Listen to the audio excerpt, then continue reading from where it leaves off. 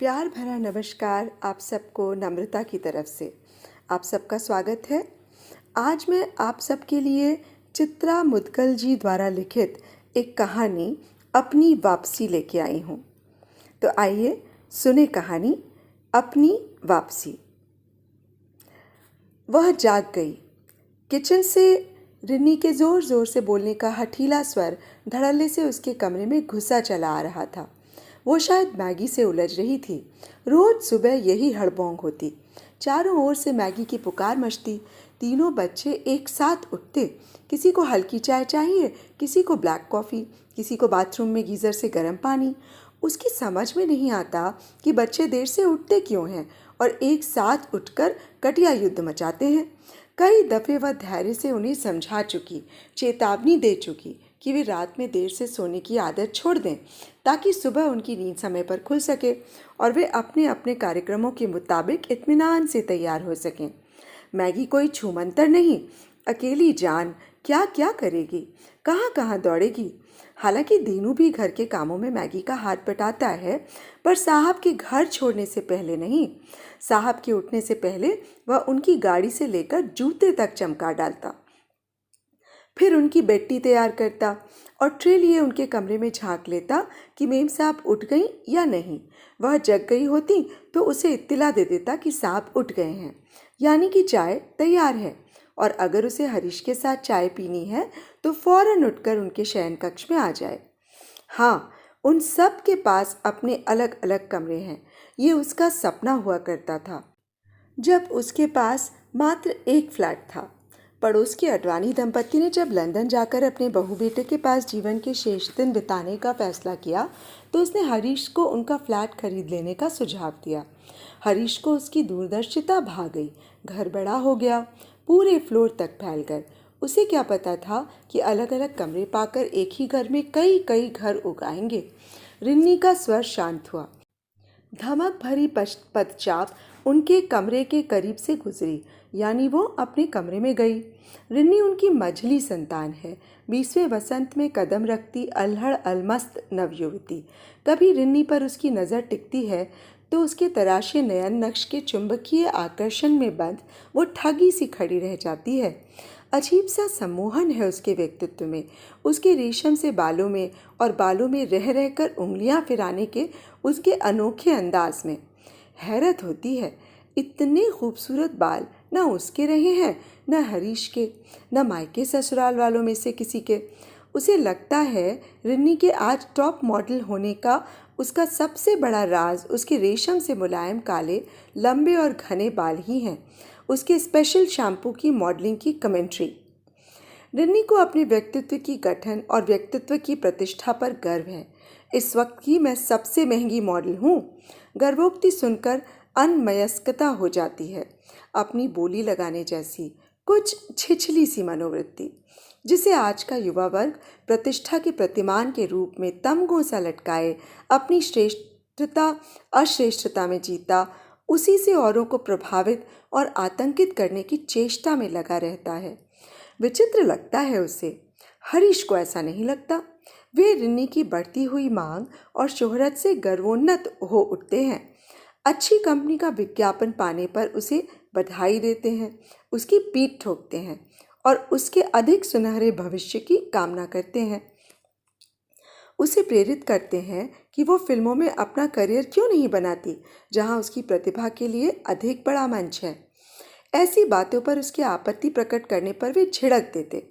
किस ज़माने की बात कर रही हो? अपने ज़माने में तुम्हारा कॉलेज जाना क्या सबसे बड़ा दुस्साहसी कदम नहीं था? हरीश ही क्यों, पूरा घर उसकी इन प्रतिक्रियाओं पर मिलजुल कर उसका उपहास उड़ाता। हरीश का तकिया कलाम बन गया है। तुम रही वहीं की वहीं, आटे बाटे वाली, सुल्तानपुर। हरीश की देखा देखी बच्चों ने भी फिरकी लेनी शुरू कर दी। जी दुख जाता है उसका। इस पर उससे अपेक्षा की जाती कि वो मजाक को मखौल के तौर पर ना ले। बच्चे बड़े हो गए हैं, उनसे बराबरी पर मिले, बोले, बैठे, बतियाए, हंसे। हरीश की भांति उनकी उल्टी सीधी हाँ में हाँ मिलाती, ही करती, बड़े छोटे का लिहाज बगल करते। इस उम्र में उन्हें चाहिए कि वे उनका ख्याल करें, लिहाज करें, ना कि वह। मैगी मैगी लगभग दौड़ती हुई कमरे में दाखिल हुई। शायद उसकी आवाज़ की कर्कशता से मैगी घबरा गई, क्योंकि उसके कुछ कहने के पूर्व ही वह रटे हुए तोते सी बोलने लगी कि दीनू अभी अभी उनके कमरे में झांक कर गया है और उन्हें सोता हुआ पाकर उसने जगाया नहीं। साहब उठ गए मेम साहब। मैगी ने ठीक कर्तव्य याद दिलाने जैसी तत्परता दिखलाई, यानी कि उसकी दिनचर्या शुरू। उसे फौरन हरीश के पास चाय पीने पहुंच जाना चाहिए। हरीश के पास समय का घोर अभाव है। अगर वो इसी समय उनके पास नहीं पहुंची तो हो सकता है आज पति से मिलने का अवसर ही चूक जाए। हरीश अक्सर देर से आते हैं और उसके पास जागने और उनकी प्रतीक्षा करने का कोई कारण नहीं होता। वे प्रायः ज़रूरी मीटिंगों से घिरे रहते हैं और वे सभी मीटिंग्स आधी रात से पहले सोने नहीं जाती। पहले पानी ले आओ, जवाब की प्रतीक्षा में खड़ी टकटकी लगाए ताकती मैगी से उसने कहा, तो वह अबूझ सी खड़ी जगह से हिली ही नहीं।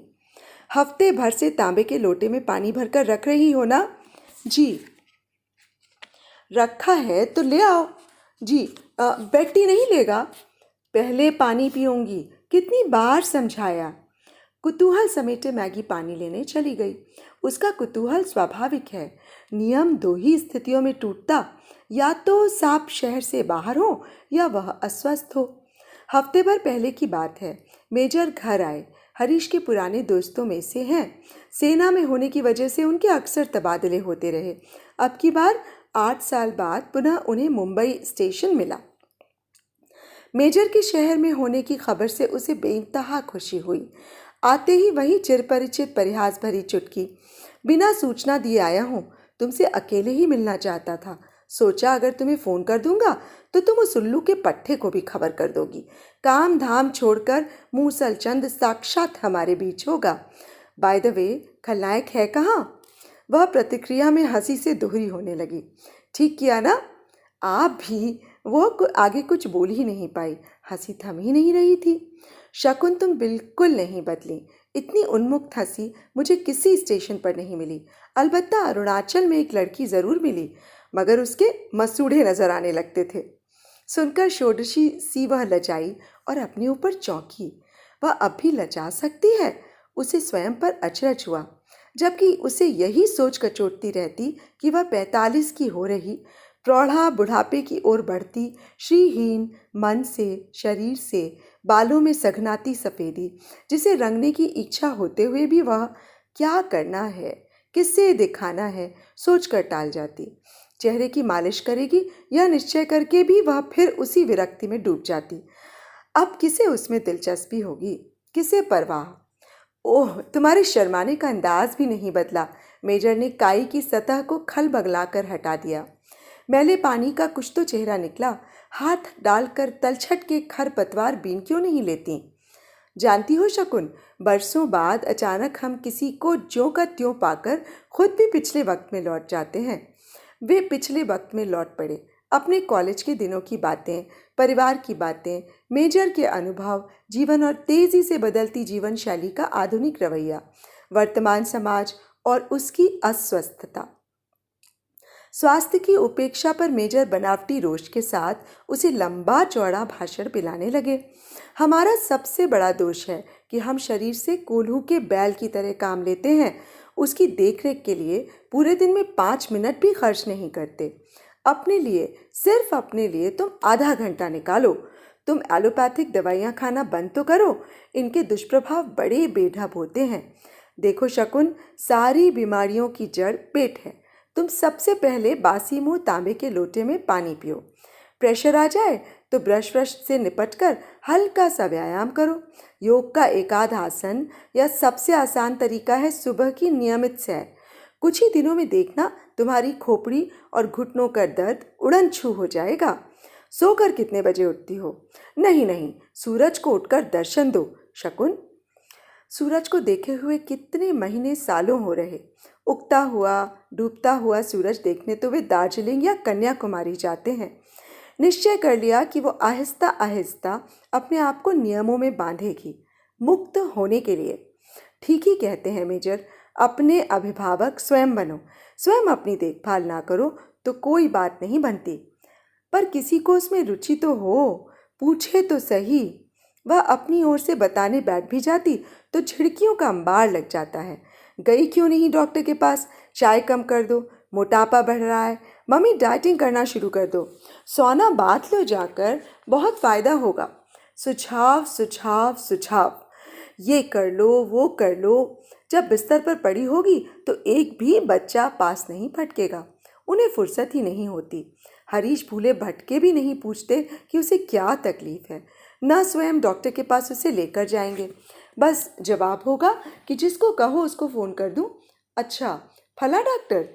अरे वह तो मेरा अच्छा परिचित है, लायंस क्लब की मीटिंग्स में अक्सर उनसे मुलाकात होती रहती है। ठीक ही तो है, पैसा और वक्त साथ साथ कैसे दे सकता है कोई।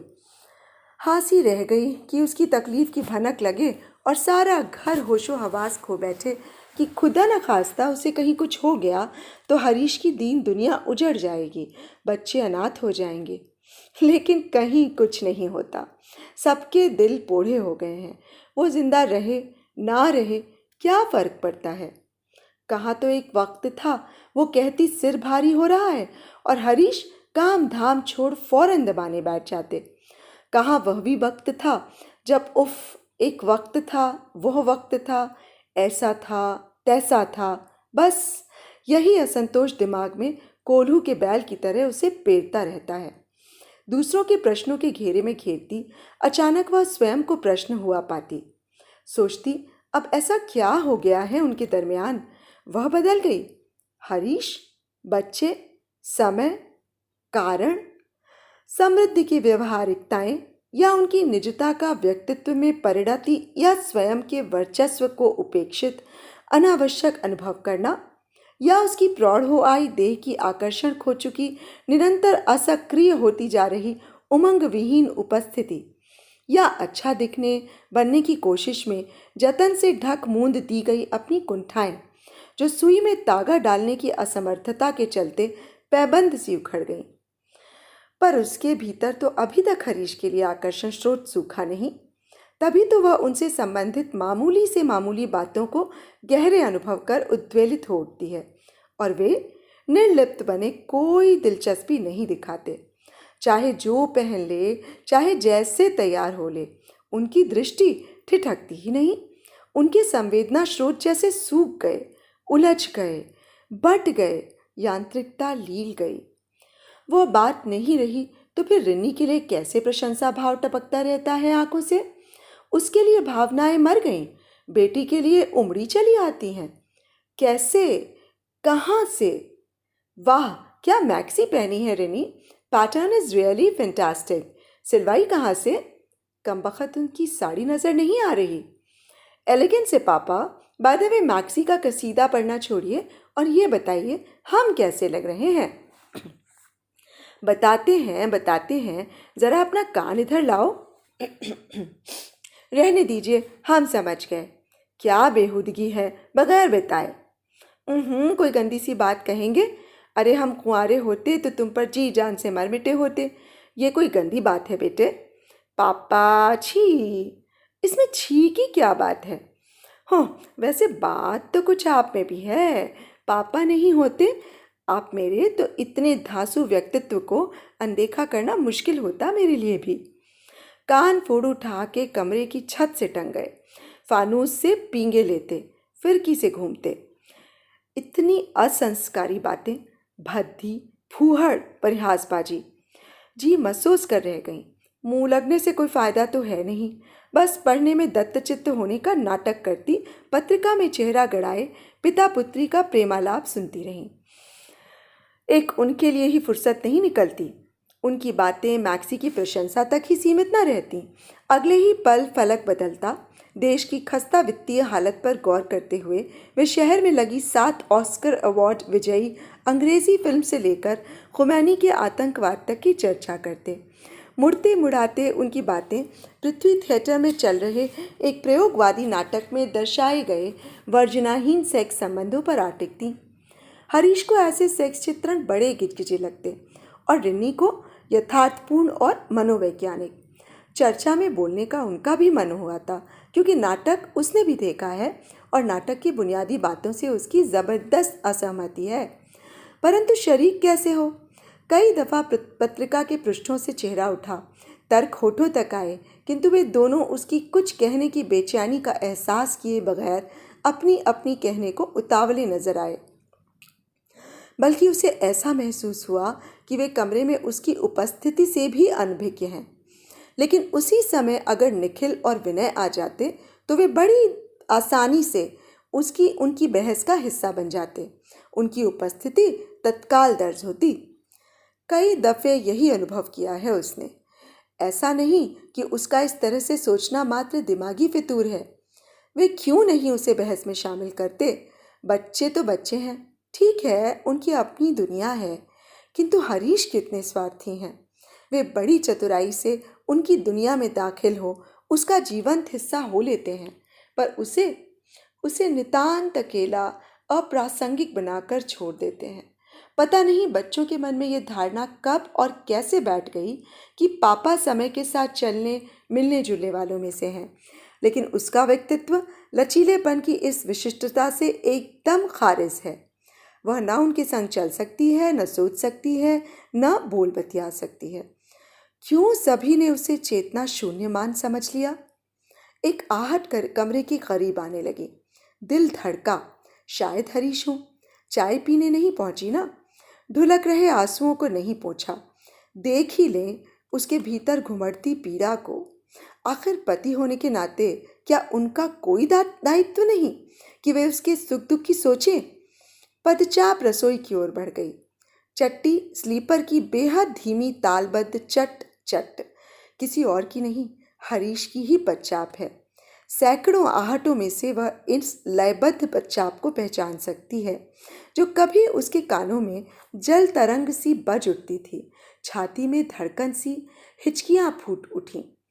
लगा कि कमरे के करीब से गुजरने वाले ने जानबूझकर उसके कमरे का रुख न कर उसे जताने की चेष्टा की है कि उनकी दृष्टि में अब उसकी औकात देह से उतरी हुई उस श्रीहीन पोशाक जैसी है जो कभी बहुत प्रिय होने की वजह से अलमारी के किसी कोने में सुरक्षित तहाई रख दी गई है। बस फिर भी अपेक्षा बनी रही, कोई तो निखिल, वीनू या रिन्नी ही आकर देख ले।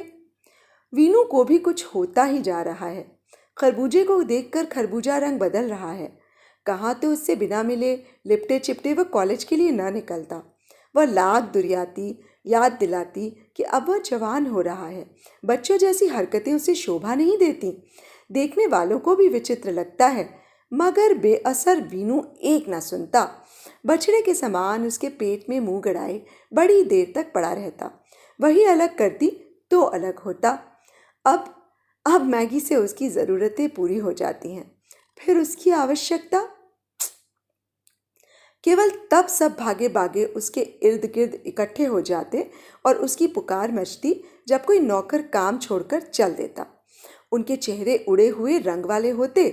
उनके भीतर दुबका सामंत बेरोजगार को खोलने लगता। मम्मी, मिला कोई? आप पैसों का रोना ही लेकर बैठी हैं। अरे आजकल तो 150 रुपए पर गाड़ी धोने वाले भी नहीं मिलते।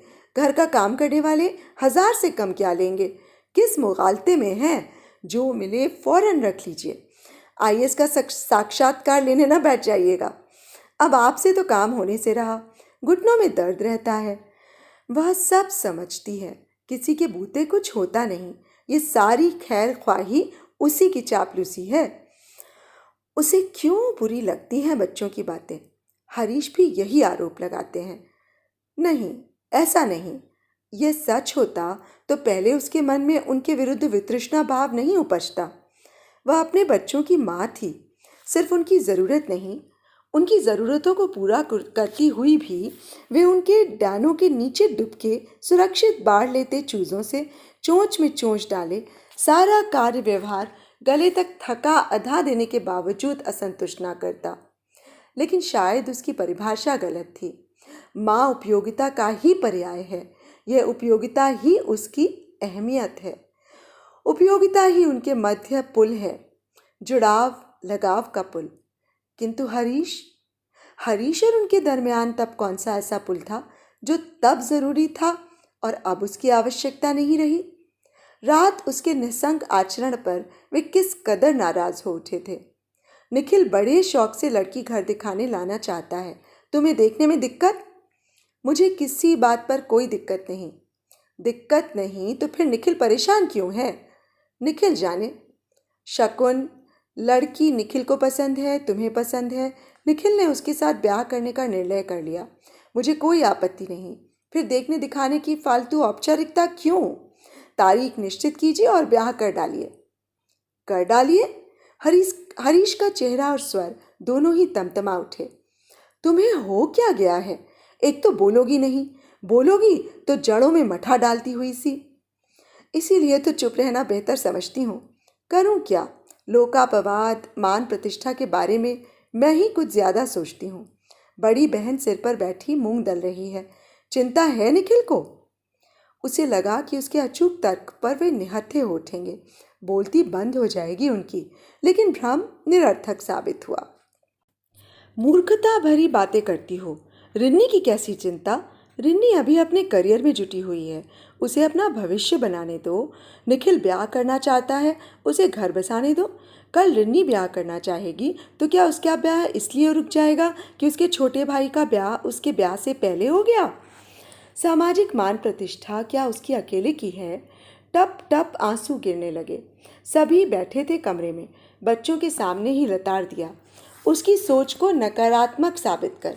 बच्चों के मन में एक तो पहले ही उसकी परवाह नहीं, तनिक दिखावे की लाज लिहाज शेष है, वह भी जाता रहेगा। रात बहुत कोशिश की, बगैर कंपोज खाए नींद आ जाए। बड़ी देर तक करवटें बदलने रहने के बाद गोली गटकनी ही पड़ी। लगता कि हरीश घड़ी दो घड़ी उसके पास आकर बैठ जाएं, हौले से माथे पर हाथ रख दें तो शर्तिया उसे कंपोज खाने की ज़रूरत नहीं पड़ेगी। पहले पढ़ती थी, पढ़ते पढ़ते नींद आ जाती। आजकल ठीक उल्टा हो गया, पढ़ने से डरने लगी। पढ़ते रहो, आंखें जलने लगेंगी, माथा टनकने लगेगा, मगर नींद कोसों दूर खड़ी ठहाके बढ़ती रहेगी, उपहास उड़ाती। हरीश कमरे में नहीं है तो ज़रूर स्नान घर में होंगे। अनुमान सही निकला, वे स्नान घर में ही थे और दाढ़ी बनाने की तैयारी में ब्रश भिगोते दिखे। वो दरवाजे पर पहुंची नहीं कि शीशे में उसकी प्रतिच्छवि देख तपाक से बोले, गुड मॉर्निंग मैडम। प्रत्युत्तर में वह फीकी सी मुस्कुराई। भांपने की कोशिश की कि क्या शीशे में से हरीश ने उसकी अनमनाहट पर गौर किया। जो छवि उन्होंने शीशे में देखी उसका उखड़ापन पकड़ में नहीं आया, बस गुड मॉर्निंग मैडम कहकर रह गए। वह न दिखी हो, कोई पड़ोसी दिख गया हो जैसी औपचारिकता। अगले ही पल उसकी उपस्थिति से कह किस व्यस्त भाव से गालों पर साबुन का झाग फैलाने में तल्लीन हो गए। उसे बुरा लगा, दाढ़ी कहीं भागी तो नहीं जा रही थी। एक मिनट मुड़कर उसे देख नहीं सकते? अरे मुड़कर न सही, शीशे में ही दोबारा देख लेते। वो चाय पर क्यों नहीं आई ये जानने की भी कोई उत्सुकता नहीं। ब्रश घूम रहा है, ठुड्डी, गला, कनपटियां। अरे हाँ, याद आया, उस खूसट के यहाँ आज शाम डिनर पर चलना है ना? चलो याद आया, याद दिलाने ही आई थी, गुस्सा ताक पर रखकर। कहीं ऐसा ना हो कि दफ्तर निकल जाए और वहां जाने की बात याद ही ना रहे। कई दफे ऐसा हुआ। उसने सोचा कि हरीश को याद रहेगा, फोन भी नहीं किया। पता चलता कि वो तैयार बैठी प्रतीक्षा करती रही और आप चले आ रहे हैं डिनर विनर खाकर। शकुन ऐसा हुआ कि एक क्लाइंट का मूड आ गया कि खैबर में चलकर डिनर करते हैं। मैं क्यों तैयार होकर बैठी थी? तुम? सोचने का नाटक। My god, oh I am sorry Shakun, एकदम भूल गया। उसके साथ जाने के अवसरों को ही कैसे भूल जाते हैं? रिडनी के फैशन शो तो नहीं भूलते। शायद उसके साथ जाने वाली बात ना उन्हें महत्वपूर्ण लगती है और ना ही सुखद। ऐसे मौक़ों पर अक्सर शिकायत उससे ही होती कि जब वह जानती है कि वे कार्यक्रम भूल जाते हैं तो वह उन्हें एहतियातन फ़ोन पर स्मरण क्यों नहीं करवाती। अब वह नहीं समझेगी तो कौन समझेगा कि वे कितने कितने व्यस्त रहते हैं। दिमाग एक साथ 50 ट्रैक पर चलता रहता है। सोचो सोचो शकुन, मैं अकेला क्या क्या करूं और क्या क्या याद रखूं। अब तो ऐसे झींक झींक जाने में उसे दिलचस्पी नहीं रही। उछा ही मर गया। दूसरों के पतियों को देखकर और कुढ़ उठती। कोठारी इस उम्र में भी हर जगह बीवी को बगल में दबाए किशोर किशोरियों से चिपके घूमते हैं। कितनी ही बड़ी पार्टी हो, कितने ही लोग हों, बीवी के कंधे से हाथ नहीं हटता एक क्षण के लिए भी। इनसे कहो तो जवाब में बंदूक से छूटी गोली से छलनी कर देंगे। मोहब्बत भी साली कोई दिखाने की चीज़ है? दिखाने की चीज़ नहीं होती तो पहले कैसे कमर में हाथ डाले, सटाए चिपकाए समुद्र तट पर घूमते रहते थे? कितने बजे बुलाया है उस खूसट ने? खूसट बेहुदा विशेषण औरों को पहनाने का बड़ा शौक है इनको। तुम्हारी चुप्पी से अब ऊब होने लगी है, मुंह क्यों सिल लेती हो? आ गए ना अपनी असली औकात पर, ऊब तो होगी ही। अब पहले जैसा सुख देने की सामर्थ्य जो नहीं रही उसमें। करारा जवाब देने को जी तिलमिलाया, जवाब पिए रही, असंतोष के उद्वेग को भी।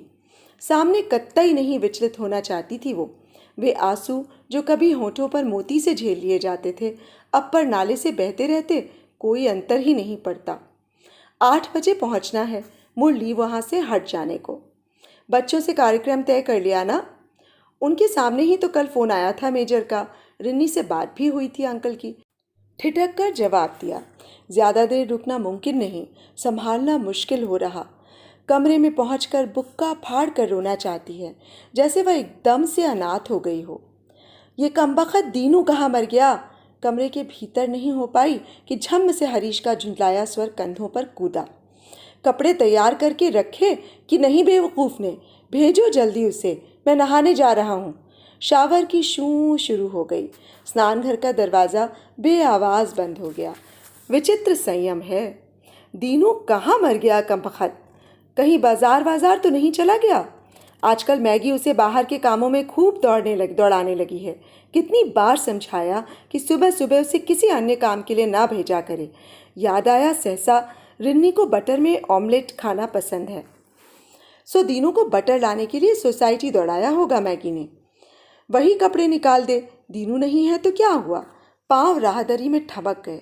दीनू ने कपड़े नहीं निकाले तो दीनू को आवाज़ लगाने की बजाय उससे साधिकार कहा जा सकता था कि शकुन ज़रा मेरे कपड़े निकाल कर रख दो। जब दीनू नहीं था तब कौन निकालता था कपड़े? कौन करता था जूतों पर पॉलिश? पहनाती तक अपने हाथों से थी। तब वक्त और था, उसके बगैर चीज़ों को हाथ तक नहीं लगाते थे। शकुन शकुन की रट लगी रहती, जैसे देह वे देह के दोनों बाजू वह। हरीश के कमरे के सामने पहुंचते ही दीनू टकरा गया। जानते हुए भी कि वो कहाँ गया था, उसने डांट लगाई। सुबह सुबह कहाँ गायब हो जाते हो? जानते नहीं साहब को जल्दी होती है? जी ज़रा सोसाइटी तक, आइंदा ख्याल रखना, बिना मक्खन के रिन्नी मर नहीं जाएगी। समझ नहीं पाई कि एकाएक उसे हो क्या गया है। कुछ देर पहले खिसियाई, बुझी, रुआंसी हो रही थी और इस वक्त उसके दिमाग की नसें तनाव में खिंची फटने फटने को हो रही थीं। रक्तचाप कभी एकदम नीचे आ जाता है तो कभी एकदम से ऊपर। हालांकि अब पहले की अपेक्षा वह काफ़ी स्वस्थ है। मेजर के सुझावों पर उसने पूरी निष्ठा से अमल करना शुरू कर दिया है। उठते ही पानी पीती है, टहलने जाती है। इधर उसने योग की कक्षाओं में भी जाना शुरू कर दिया है। एलोपैथी दवाइयाँ एकदम बंद कर दी। पिछले दिनों घुटनों में तकलीफ कुछ ज़्यादा ही बढ़ गई। मेजर उसे कैंपस कॉर्नर के प्रसिद्ध होम्योपैथ डॉक्टर जरीवाला को दिखाने ले गए। उन्हीं से दवा ले आई। काफ़ी फ़ायदा हुआ। मेजर तकरीबन रोज़ फ़ोन करके उसके घुटनों के दर्द के बारे में पूछ लेते हैं। पूरे दिन में वही एक सुखद घड़ी होती है। मेजर के अपने बारे में इतनी चिंता करना अच्छा लगता है उसे। हताश, फीकी, बेस्वाद जिंदगी में, अवहेलनापूर्ण उपेक्षित जीवनचर्या में, जैसे वे प्राणों में ऊर्जा के स्फुलिंग फूंक देते हों। वर्तमान से पूर्णतः कटी हुई वह कुछ क्षण ही सही जीने लगती है, जीना चाहती है, पर एकाएक तनाव स्खलित होने लगा। मेजर की पार्टी में जाना है और उसे अनर्गल कुछ नहीं सोचना। अंग्रेज़ों के ज़माने का मेजर का पुराने आकार प्रकार का खपरेलों वाला खूब बड़ा खुला सा बंगला। बंगले को चारों ओर से घेरे विस्तृत चौकोर लॉन, घर को अपनी बलिष्ठ भुजाओं में समेटे हुए से। पार्टी का आयोजन बाएं लॉन में था। वर्दियों की गरिमा को ढोती सुकून भरी गहमा गहमी। अच्छा लगा। सेना की पार्टियों से बड़ी सलीकेदार और जीवंत लगती हैं। उन्हें अपनी अहमियत के साथ साथ दूसरों की अहमियत को भी जीना आता है। कोई कटकर खड़ा नहीं रह सकता। अलमस्ती भरा वातावरण आहिस्ता आहिस्ता खींचकर सभी को अपने में शरीक कर लेता। ऐसे में उसकी अलग थलग बने रहने की जिद कायम नहीं रह पाती थी। मेजर की व्यस्तता, अति व्यस्तता अनिवार्य थी, लेकिन जैसे ही उन पर नजर गई, स्वागत का स्रोत फूट पड़ा। उस पर से तो दृष्टि हटाए नहीं हटी, टकटकी बंद गई। वो संकुचित होने लगी। किसी के देखने में ऐसा कुछ होता है जैसे वो आपको अपने में समोए ले रहा हो, पिए ले रहा हो। उत्ताल तरंगों का आमंत्रित करता सा चुंबकीय आत्मघाती आकर्षण। सिहरन की मीठी तीखी धार सनसनाती सी देह को गुदगुदा गई। आई नो, यही होने वाला था। अंकल ममा को देखेंगे तो बस स्तब्ध देखते ही रह जाएंगे। रिन्नी ने मेजर के कंधे से टिककर अपने कंधे उचकाते हुए टिप्पणी की तो मुग्ध मेजर अपने से उबर कर बुदबुदाए, कौन नहीं होगा अंकल, मैं और पापा तो ममा को तैयार देख बेहोश होते होते बचे। सच कहूँ अंकल, मुझे तो मम्मी से जलन हो रही है। रिंकी ठुनकी, आज पार्टी में मेरे तो चांस गए। सो तो है बेटे, मैं अभी तुम्हारी कोई मदद नहीं कर सकता, सॉरी। मेजर ने सहानुभूति से उसे चपत लगाई। सुनकर वह रजा गई। रिन्नी के बोलने में आज अन्य दिनों की भांति उसे बेहयापन नहीं लगा और ना ही छिछलापन। हरीश ने मेजर का हाथ अपनी मुट्ठी में लिया और शरारत से आंख दबाकर चुटकी ली। यार, तुम अपना तबादला स्थायी रूप से बंबई ही करवा लो। भाई, मैं तो तुम्हारी सोच के गम खा लेता हूँ, वरना नौकरी छोड़ दूँ, शहर ना छोड़ूं। मेजर ने जवाब में चुटकी ली तो सभी मिनटों तक ठहाकों में घिरे रहे। परिचयों की कड़ियां जुड़ती चली गईं। वो मिसेस राठौर से आज की पत्र पत्रिकाओं की बढ़ती हुई मसालेबाज प्रवृत्ति को लेकर उलझ गई। उनका कहना था कि पत्र पत्रिकाओं का अब एकमात्र उद्देश्य बिक्री बढ़ाना और पैसे कमाना रह गया है। उन्हें मूल्यों से कोई मतलब नहीं। अखबार, जो किसी ज़माने में जन सामान्य की अभिव्यक्ति का मंच हुआ करते थे, अब नहीं रहे। उसका जवाब था कि अखबारों या पत्र पत्रिकाओं में इस प्रवृत्ति के विकसित होने में 100% हाथ जन सामान्य की छिछली अभिरुचि का है। वे अपने यथार्थ से पलायन चाहते हैं, इसलिए वे रोमांचक पढ़ना चाहते हैं और चटपटा पढ़ना चाहते हैं, जो उन्हें यथार्थ से राहत दिलाए। फिर जो पाठक चाहेगा वही तो पत्र पत्रिकाएं देंगी। आखिर वे अखबार छापते किसके लिए हैं? न खरीदे लोग ऐसे अखबार, फिर देखिए। नहीं, ये विदेशी ट्रेंड अपनाने का नतीजा है, मिसेस राठौर ने प्रतिवाद किया। Excuse me. तभी दखल देते से निकट मेजर आ खड़े हुए, झुककर उसके कानों में फुसफुसाए, कहाँ फंसी हो? बाह पकड़कर खींच ले गए उसे महिला मंडल से बाहर। कुछ देर तुम्हारे साथ एकांत में बैठने का मन है। वह इस आग्रह से पता नहीं क्यों उदास हो आई। कहाँ? वे इधर उधर दृष्टि घुमाकर एकांत तलाशने लगे। उधर चलें? एकांत शब्द में सैकड़ों सैकड़ों पंख लगे हैं। अंतरिक्ष की ऊंचाई नाप लेने की सामर्थ्य रखते पंख टटोलने को उसने अपने कंधों को छुआ। चलिए, उसने जैसे अपनी मर्जी को उनके संकेतों पर छोड़ दिया। कितना अरसा हो गया है मेजर से एकांत में बातें किए हुए। आते हैं तो सबकी मौजूदगी में वे अकेले नहीं हो पाते। वो भीतर ही भीतर कसमसाती रहती है, उस संग के लिए जहाँ वे सिर्फ 2 व्यक्ति हो सकें, अपने अपने घेरों से निकलकर एक दूसरे की सुन सकें। बहुत कुछ दबा पड़ा है ज़ेहन में, उन्हें सुनाना चाहती है। विश्वास है मेजर उसकी पीड़ा को महसूस कर सकेंगे। उनके अतिरिक्त किसी से कह भी तो नहीं सकती। लोग यही समझते हैं कि उनसा सफल दंपति दूसरा नहीं। असत्य। कितनी तन्हा खड़ी है उम्र के इस मोड़ पर, जहाँ न वह पत्नी रही है, न बच्चों की माँ, और न ही जीवंत वजूद। बैठो, लाओ ये थम्स अप का ग्लास मुझे दे दो। क्यों? मैं तुम्हारे लिए वाइन बना के ले आता हूँ। अरे नहीं, वो सरकुचाई। गिलास दो तुम। उन्होंने गिलास साधिकार उसके हाथ से ले ही लिया और बार की ओर बढ़ गए। ना नुकुर एकदम बहाना था। बहुत पहले से उसका मन हो रहा था कि वो थम्स अप में थोड़ी सी रम मिलवा ले, लेकिन अपने आप कहे किससे? कोई मन को पढ़कर ज़बरदस्ती गिलास पकड़ा दे तो वो बात और होती है। अपनी इच्छा को बहाना मिल जाता है कि फला का आग्रह है तो कैसे टालें। फिर यहाँ तो बात ही कुछ और है। अधिकांश अधिकारियों की पत्नियों ने कुछ न कुछ ले रखा है। जब वो थम्स अप ले रही थी, सुनीता, श्रीमती मेजर ने उस पर कटाक्ष भी किया। दकियानूस मत बनो। मैंने तो सोचा था कि अब तक तुमने पार्टी के तौर तरीके सीख लिए होंगे, अपने गवई गांव से बाहर निकल आई होगी, पर देख रही हूँ मामला आगे बढ़ा नहीं है। वह प्रतिक्रिया में हौले से मुस्कुरा पड़ती। बुरा नहीं लगा उसका कटाक्ष। सभी का यही अनुमान हो सकता है। व्यापारी वर्ग के विशेष रूप से मनोरंजन यही होते हैं, दिखावटी तमीज़ और तहजीब भी। लो चेयर्स करो। मेजर ने ग्लास उठाया। घूंट भरते हुए दोनों के दरमियान अपने अपने भीतर गुम हो जाने की हद तक चुप्पी आ तुपकी। कैसे बात शुरू की जाए? एकांत पाने की कामना कितनी प्रतीक्षित थी। अब जब एकांत उनके दरमियान है, अचानक बातों का सिरा ही कहीं गुम हो गया। वो तो ठीक है, किंतु सदैव बोलते रहने वाले मेजर भी मौन हैं। दृष्टि बेमतलब उठी और कनखियों में लॉन की गहमागहमी में भटकने लगी। हरीश कर्नल बत्रा के साथ बैठे रमी खेलने में तल्लीन दिखाई दिए। रिन्नी डांस के गोल में थिरकती रूसी बैले की किसी कुशल नर्तकी सी सबसे अलग लयात्मकता से झूमती दिखी। शकुन समझ ही नहीं पाई कि मेजर ने एक लंबा निश्वास भरा या उसे पुकारा। कोई पुकारता भी नहीं, पर अनायास ऐसी अनुभूति होती है कि जैसे किसी ने पुकारा। ये उसका भ्रम नहीं, मेजर ने उसे सचमुच पुकारा था। वे बोल रहे थे, मैं इस दरमियान बहुत टूटा हूँ शकुन, बहुत मरा हूँ। बहुत सहेज के रखा है मैंने अपने आप को, यही सोचकर कि सुनीता को मेरी ज़रूरत ना सही, आदिम और करुणा को तो है। सुनीता? वह अविश्वास से चौंक पड़ी। उसने गर्दन उठाकर मेजर का चेहरा देखना चाहा।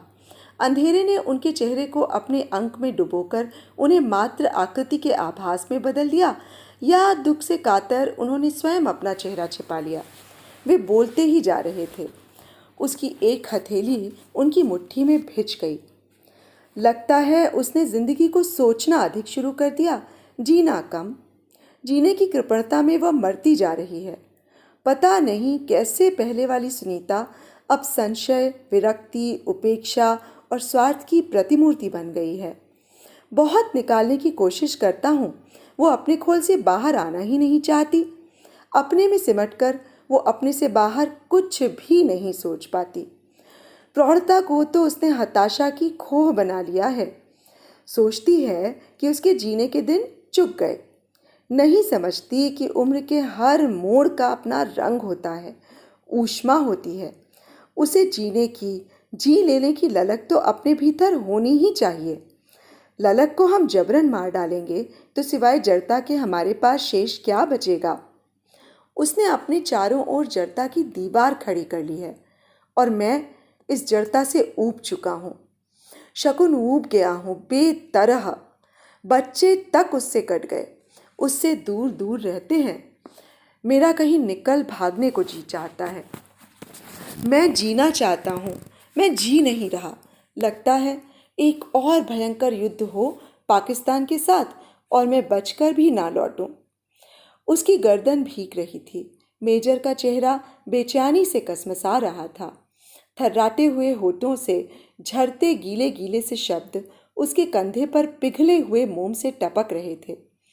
ये मेजर का चेहरा है हरीश का। वो अपने ही बारे में तो नहीं सुन रही। चाहती है हौले से उस चेहरे को थपथपा दे, बालों में उंगलियां फिरा दे, लेकिन कैसी तसल्ली देना चाहती है वह? क्या बता सकती है वह? वह खुद कितनी कृपण है, बंद, अपने में सड़ी हुई। नहीं नहीं, मैं जीऊंगी। उसके होठों पर अनायास बुदबुदाहट फूटी। तो ये थी आज की कहानी, अपनी वापसी। एक प्रौढ़ हो रही स्त्री की जिंदगी से लड़ाई, उससे जीत, उससे आशाएं। तो आप सबको ये कहानी कैसी लगी मुझे ज़रूर कमेंट बॉक्स में बताइएगा।